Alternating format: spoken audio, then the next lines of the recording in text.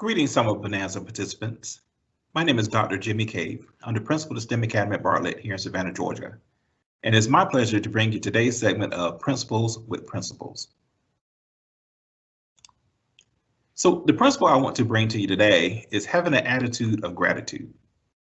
So what does that mean exactly? Well, gratitude is recognizing the good things that we have and also the good things other people are doing. So being grateful for the things that we have, but then also being grateful for those people around us, could be a family member, a coach, a teacher, or a community member who are spending their time and resources with us. So those are things that we need to be grateful for. They say that a picture is worth 1,000 words. So if we look at this illustration, it really speaks to what having an attitude of gratitude really means. So we have two individuals in the same circumstances, both at the bottom of a pit. But the individual on the right is actually using and being grateful that he has the stone or the rock so that he can begin making a plan and start digging himself out of the pit. So it also speaks to not every day is not going to be perfect. Every day is not going to go the way we want it to go, but being grateful, having an attitude of gratitude and being grateful for what we have, we can see the good things that are occurring. And then we can actually make our circumstances better by having that attitude.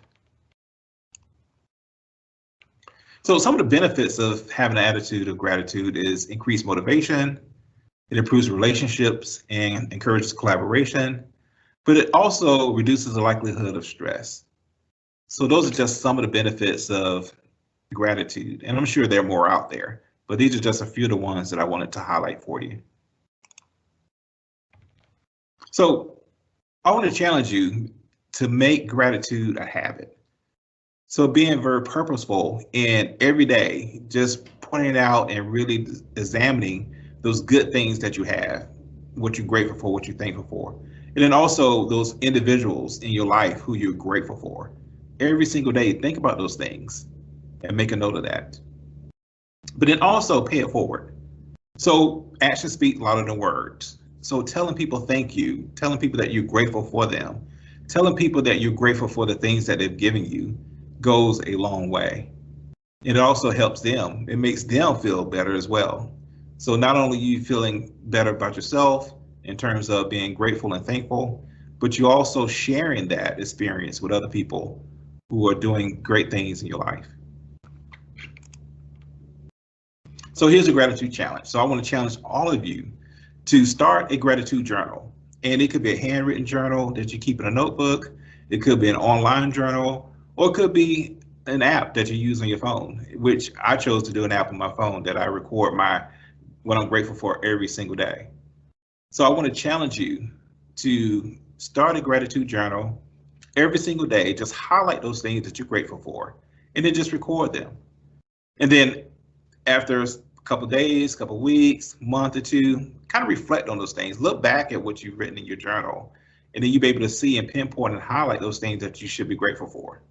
And this is a really good practice. As a matter of fact, I've started this journey last August, and I also encourage my staff at the STEM Academy to participate in a gratitude challenge. And so they've seen some improvement in terms of how they view things. They've seen that they've increased their emotional health and support. So there's certainly some great benefits of keeping a gratitude journal. So I want to encourage you to start a gratitude journal and maintain it. So have an attitude of gratitude. Thank you for spending that time with me today. And just remember, it's a principle thing. Thank you.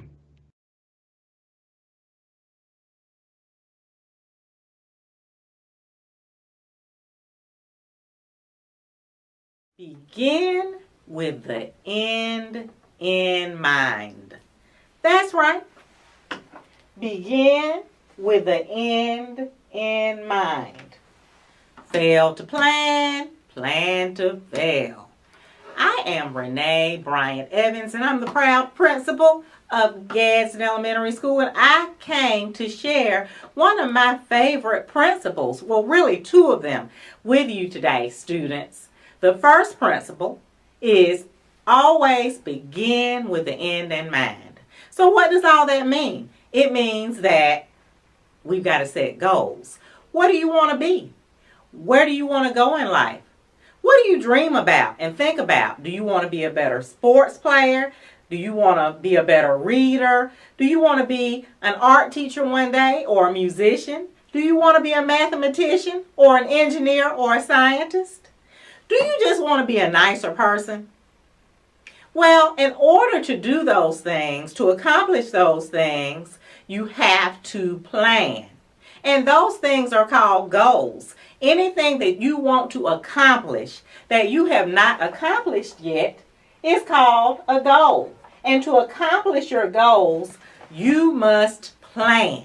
That's why I always say, fail to plan, plan to fail. And we're not going to fail. We're not going to let you fail. Watch this.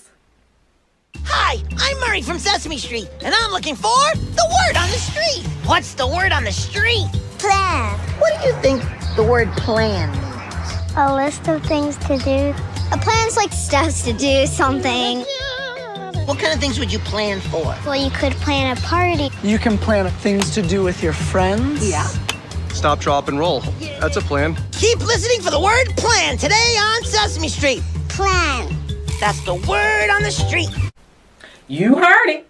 Plan. That's what we're talking about today. Beginning with the end in mind. So when we set our goals, that goal would be the end. We have to begin by planning. Remember, fail to plan, plan to fail. We're working on creating our goals, but in order to reach our goals, you must plan. And what is a goal? Right here. A goal is something you would like to do that you have not accomplished yet. To accomplish your goals, you must plan. Now, let's talk about a lady named Miss Katherine Johnson. And Miss Johnson is a hidden figure.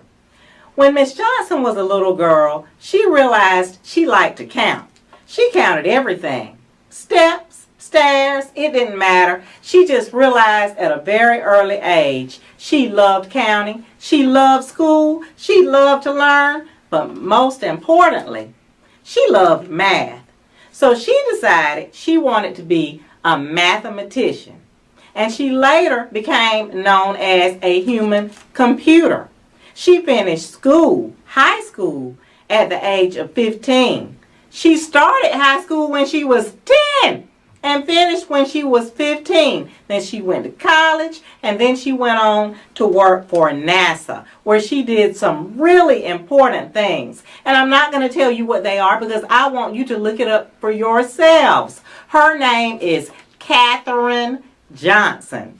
She's right here on the screen. Take a picture of her. She had big plans. She had a goal. That goal was to become a mathematician, a human computer. And she met that goal. But I'm sure that she had to write those plans down. I'm sure that she had to do her homework, listen to her teachers. She had to learn how to solve problems. She had to learn how to add and subtract. She probably had quite a list of things that became a plan to help her to reach her goal. She had a plan and she reached the goal. Now I want you to check this out. I bet you are very familiar with the person who's going to be on this video. Think about all the plans he had to make to get where he got.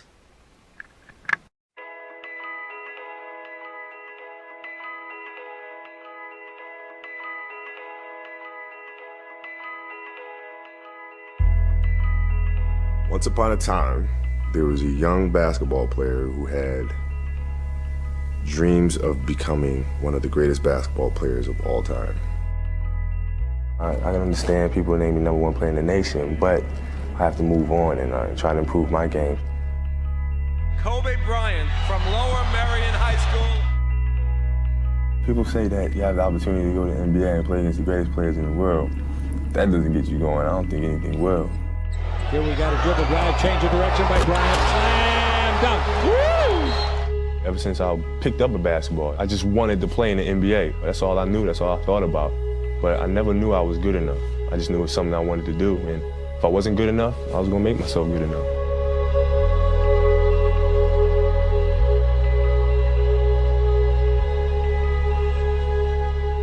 He worked day and night, every day, for years and years and years and years and years. That's what basketball's all about. I mean, it's fun to me. Welcome to the Kobe Show. Take 2. Do you know how hard Kobe Bryant had to work to become the best? He told you. He said he had a plan. His goal was to become the best basketball player ever. That was his goal. And in order to achieve or accomplish his goal, he said he worked every day, day and night. He practiced, he practiced, he practiced. That was his plan.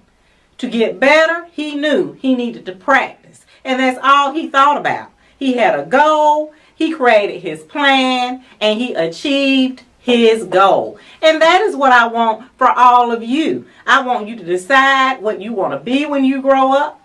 I want you to decide that you want to be maybe a nicer person, be more responsible, be respectful, whatever it is you decide. You might decide that you would like to go to Disney World or you would like to visit Six Flags. But whatever plans, whatever your goal is, whatever you want to do, I want you to plan it out. Always plan it out. Write it down. Write down the steps.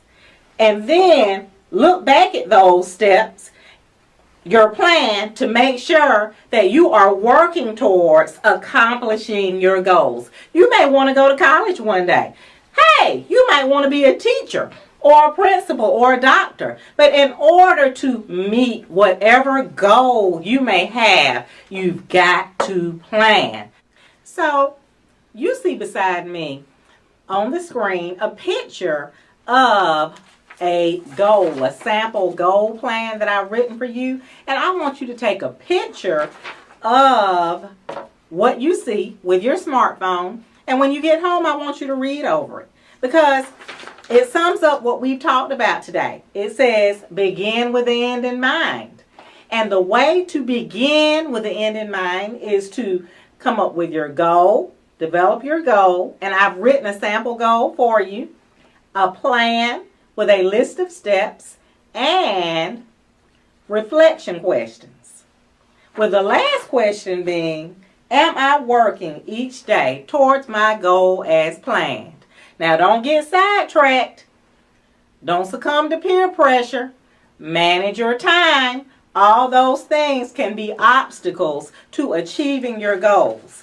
You've got to stay focused. Now, I've got an affirmation for you. I want you to repeat after me. Fail to plan. Plan to fail. I will be successful. I shall prevail. I am a planner. I am a goal setter. I am a goal getter. Planning makes me better. I am the manager of my time. I will begin with the end in mind. Boys and girls, I am challenging you to go home and write your own goals. Write your own plan and think about your reflection questions. Thank you so much, Summer Bonanza. We appreciate the work that you do. It's a principle thing.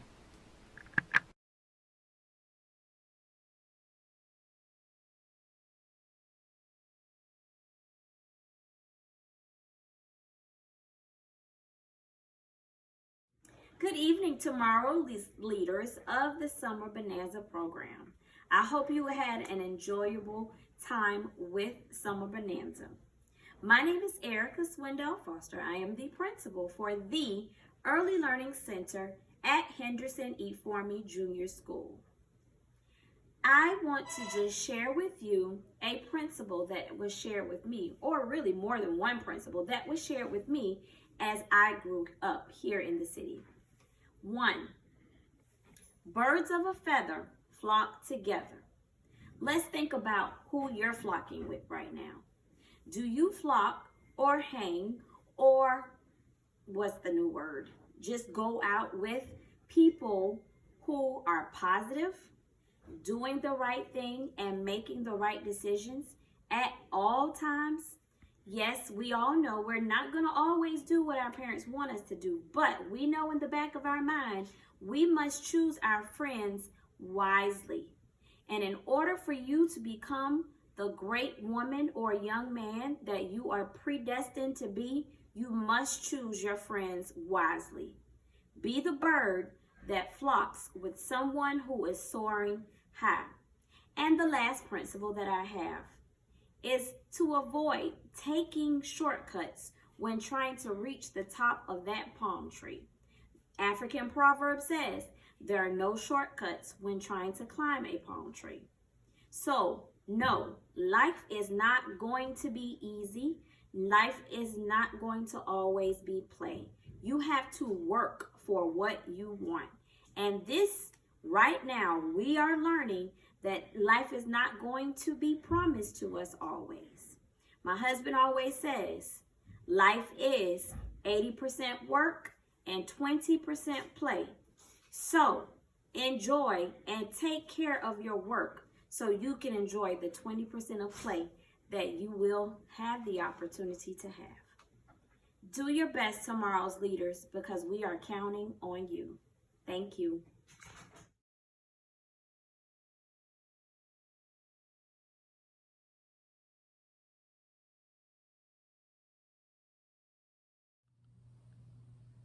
Hello there. I'm Freddie H. Gilliard.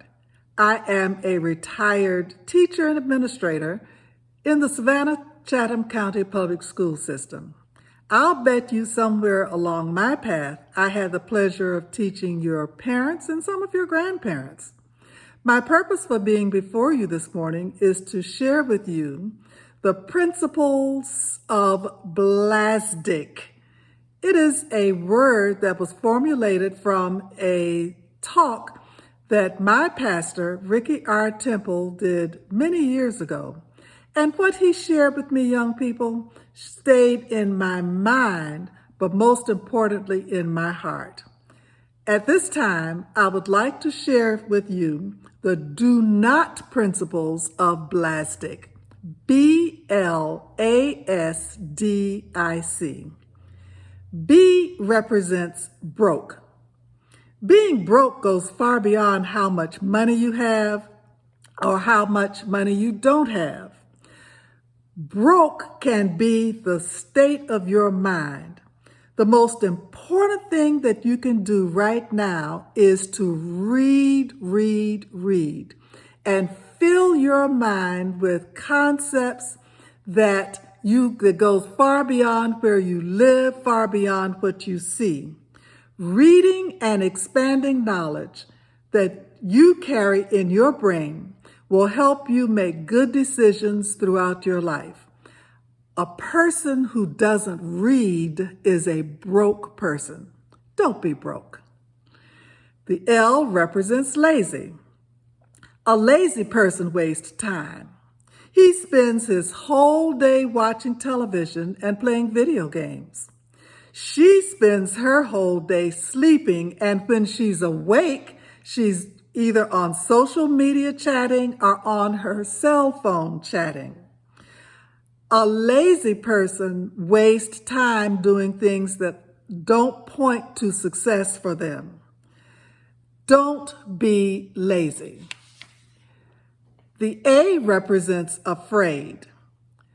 People who are afraid don't like being challenged. They are comfortable staying exactly where they are in a little box where they are not impressed by what other people are doing to get themselves ahead. They don't accept the challenges of doing the extra assignments so that they can be at the top of the success list. They are afraid of failure and they are afraid of success. Afraid people remain in their little boxes and never find themselves at the top of the class. Remember, nothing beats a failure but a try. Don't be afraid. S represents the word slow. Slow people are close relatives of broke, lazy, and afraid people. These are students who won't raise their hands in class because they're afraid of being teased about being smart or asking questions. Young people, there is absolutely nothing wrong with being smart, being at the top of the class, being the leader that you are meant to be. Slow people are too concerned about what others think about them rather than what they know they possess in their own spirits to be at the top of the heap. Don't be slow. The next letter is D. D represents distracted.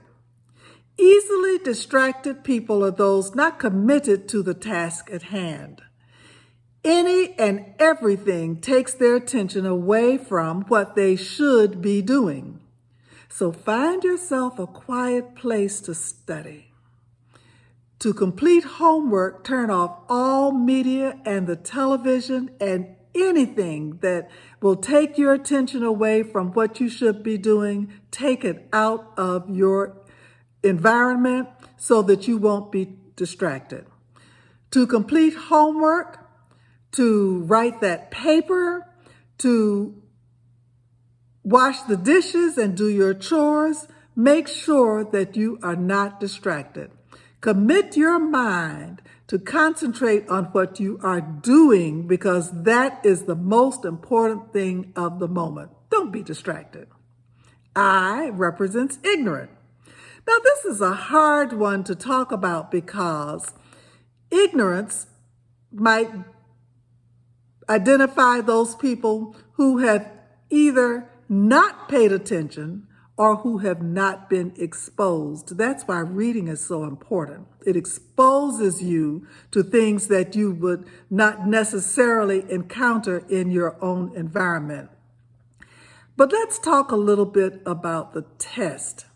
The test that you will take in your life, and specifically the test that you have to take in school.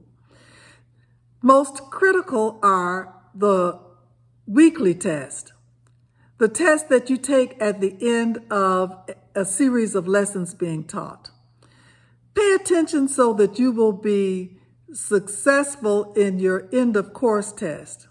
And then as you consider college, after high school, the SAT and the ACT test are of ultimate importance.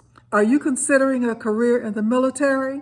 Then the ASVAB test is what will have people measure how much you know. If you don't know enough to make the grade on the test, you might be categorized as ignorant, and you don't want to be in that place. Make sure that you are smart by exposing yourself to as much information as you can so that you will not be ignorant. And finally, young people, the C represents carnal. Carnal people misbehave. They misbehave at home, at school, and in the community. They stay in the principal's office for being disruptive. They hang out with the wrong people. For some reason, they find themselves all too often in the wrong place at the wrong time. Misbehaving in school does not lead to a great outcome. Don't be carnal. And there you have it, young people. The term blastic. Don't be broke. Don't be lazy. Don't be afraid. Don't be slow. Don't be distracted. Don't be ignorant. And don't be carnal. I promise you that if you hold these principles in your heart, then you will be successful in life. Have a great life. Thank you.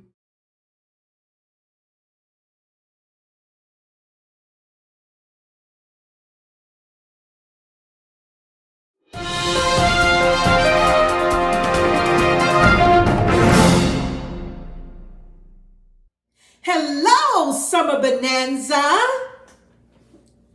Now, just in case some of you did not hear me, for those of you in the back, hello, Summer Bonanza. I am so excited to be with you today to share with you one of my most favorite principles. I am Principal Kim Sherion Reed. And my most favorite principle is a pretty big word, but it is a simple principle. Repeat it after me. Affirmation. Affirmation. Let's try that one more time. We're going to take it just a little bit slower. Affirmation. Affirmation. What is affirmation all about? I don't know. Y'all ready for this? Well, I'll tell you. Affirmation is simply encouragement. Oh. Now, here is the trick. You can wait for someone else to encourage you, or you can encourage yourself.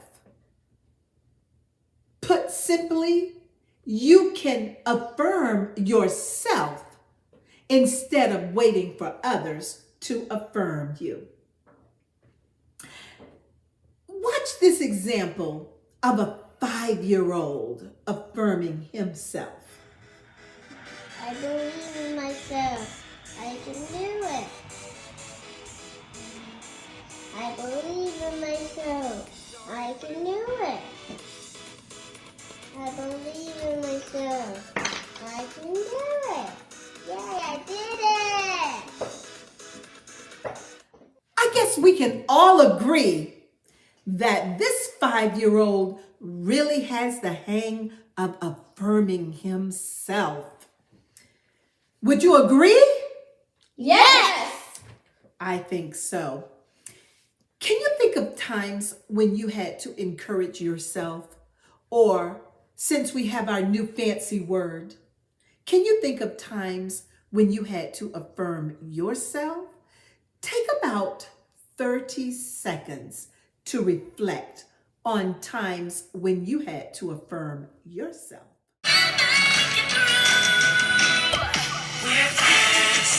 Never gonna give up, never gonna give up.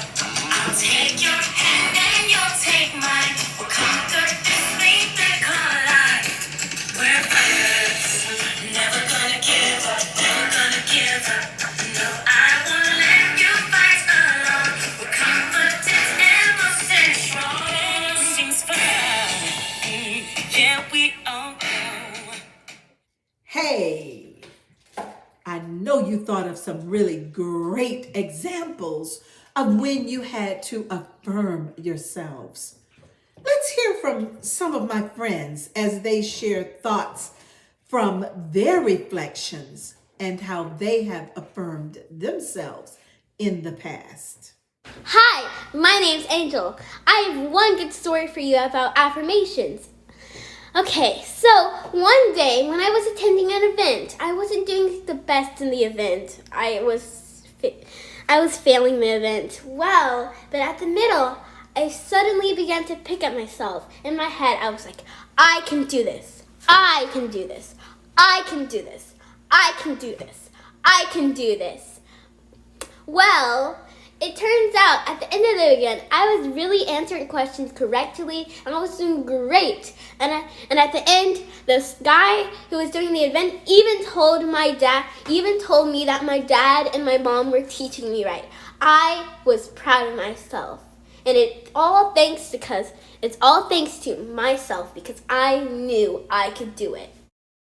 Hi, my name is Twilight, and I'm going to tell you the story of how I ended up encouraging myself. So 1 month ago, I was studying for my permit, and then I was really stressed out because I kept on getting the questions wrong, most of the questions wrong on the practice test. So I said, "You got this. I got this. I got this. I got this. I got this."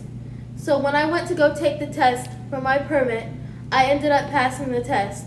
And I was so proud of myself because I knew I was saying positive things about myself in my head. I was saying, "I got this. I got this." And that's how I passed the test. Hi, my name is Leah, and I will be telling you about one of my experiences with my affirmation. So it started out with me getting this assignment on playing the sheet paper.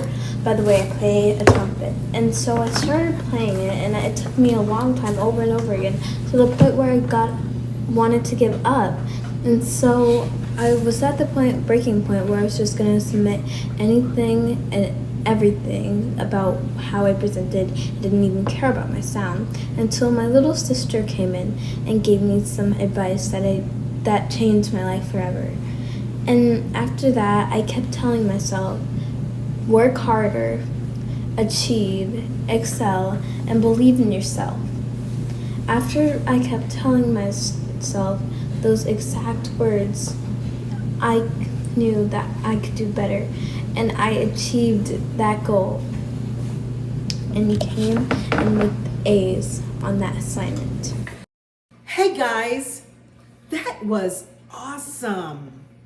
It is clear that you understand exactly how to affirm yourselves. It is a simple principle, but it does take practice. Check out the photos of a few people that you may recognize. Try, if you can, to imagine the words of affirmation that might have been flowing through their minds.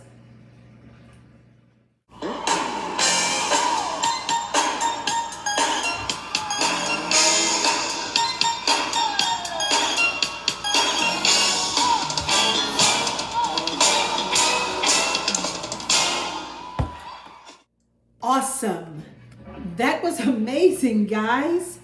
I tell you what, I am sure that you were able to think of multiple words of affirmation as you viewed the events in each photograph.